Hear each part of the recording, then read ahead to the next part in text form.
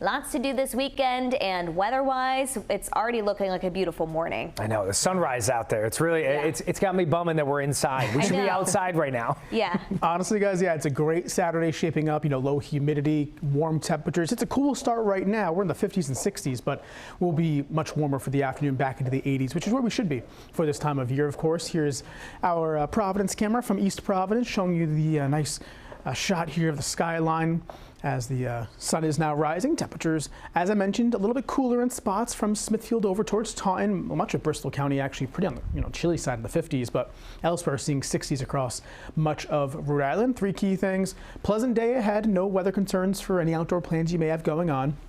A bit warmer, more muggy for tomorrow. Any kind of shower or thunderstorm chance looks to hold off until the nighttime hours of tomorrow night. So daytime hours and Sunday still looking fine. And of course, all eyes on Hurricane Erin, which is now a Category 4 storm. Muggy meter going forward.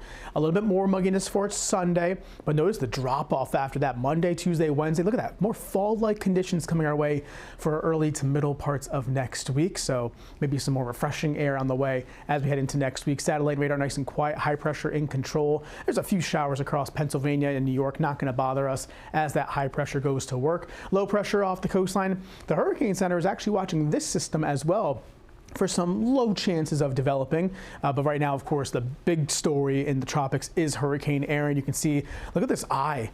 Such a defined eye tracking westward at 20 miles per hour. Here, of course, the Leeward Islands, Puerto Rico. You can see how this storm is thankfully staying north of the islands as it tracks westward here in the southwest Atlantic.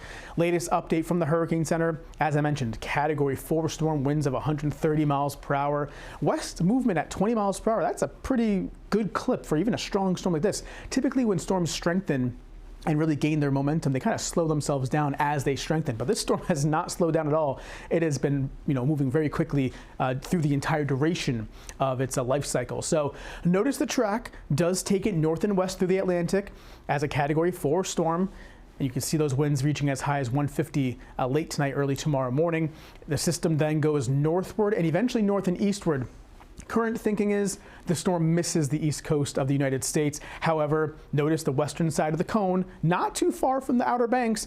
And certainly, again, if it rides on the western side, there'll be a little bit more impacts here on the eastern seaboard here. So we're watching this closely, but current thinking is this one should move safely out to sea here.